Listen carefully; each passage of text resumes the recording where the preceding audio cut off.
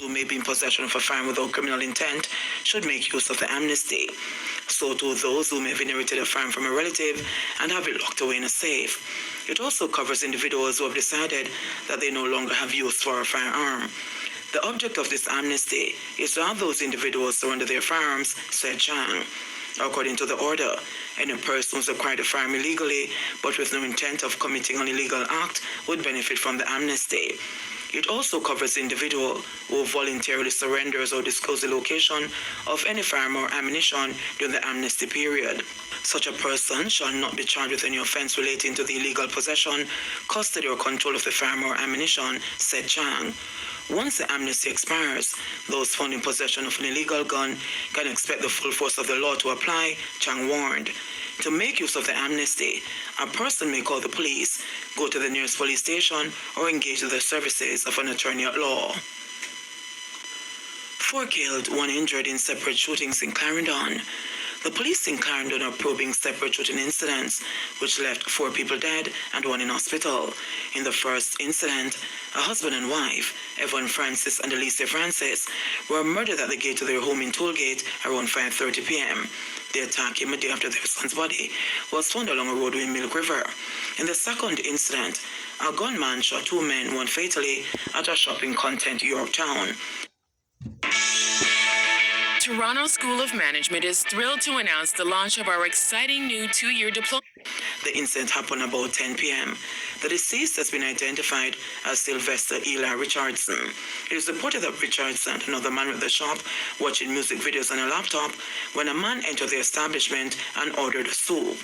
Richardson got up to serve him, and the man then pulled a gun from a bag he was carrying and opened fire, hitting both men. He then escaped on foot into the area. The injured men were taken to the Maple Hospital, where Richardson succumbed to his injuries, while the other man was admitted in serious condition. The third incident took place in Top Butner, Maypen, about 11:19 p.m., where 23-year-old labourer O'Shane Salmon, otherwise called Alkaline, was shot fatally. Information is that he was walking along the main road in Top Butner after purchasing an item at a shop when he was pounced upon by a gunman on foot who opened fire at him. He was shot all over his body. He was pronounced dead at hospital. Child thugs are worrying trend, says Kamish. Police Commissioner Major General Anthony Anderson Tuesday described as a worrying trend the number of children being brought to book for serious crimes. Anderson, who was speaking during his monthly press briefing, said of the 875 charges laid against children from 2019, as of November 1 this year, 79 were for murder, 66 for shooting, and 175 for rape. There were 256 charges for breaches of the Firearms Act, 175 for break-ins, 89 cases of robbery, and 56 for aggravated assault. Anderson said collective action is needed to determine how to save child perpetrators. In recent weeks, we've been dissecting the crime figures and looking more closely at both perpetrators and victims. When we examine children as the perpetrators of major crimes, some concerns begin to emerge.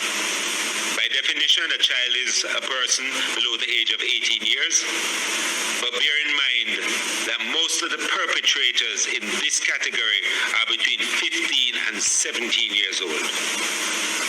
Let's examine the 4-year period 2019 to present. Overall, during that time period, children have been charged with 875 major crimes in Jamaica. There have been 79 murder charges, 66 for shooting.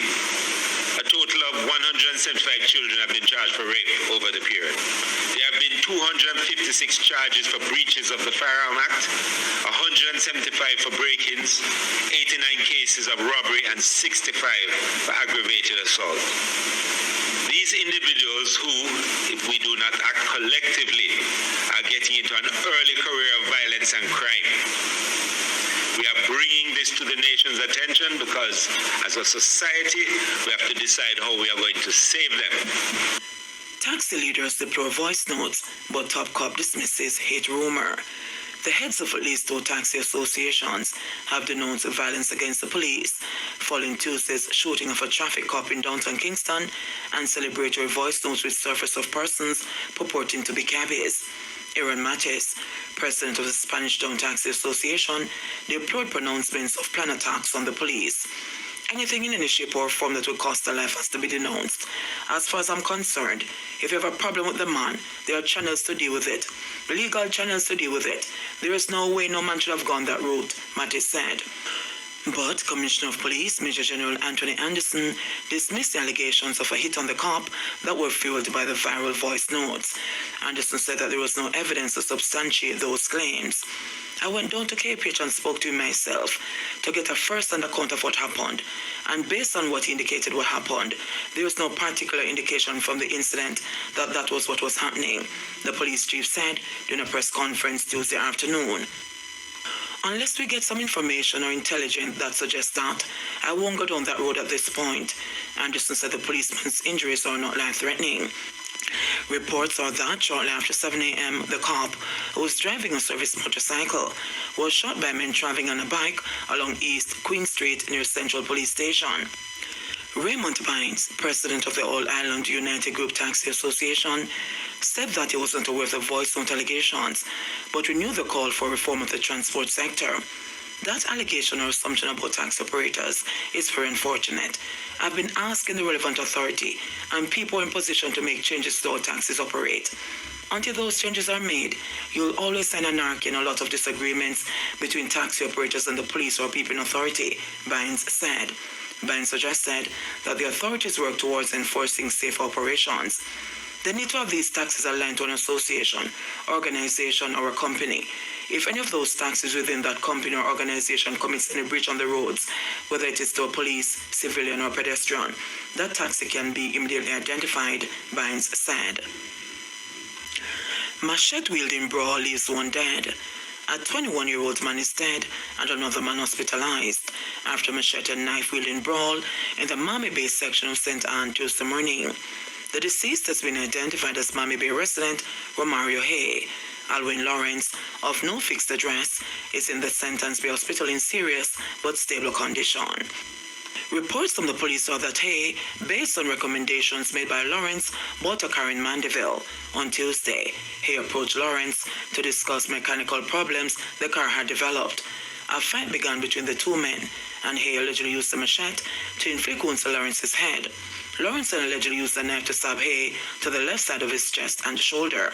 Both were taken to the St. Ann's Bay Hospital, where Hay died while receiving medical treatment. No breakthrough in Gabriel King's case, say police. After almost 11 months since the brutal murder of 9-year-old Gabriel King in St. James, the Jamaica Constabulary Force says it is still no closer to cracking the case despite repeated calls for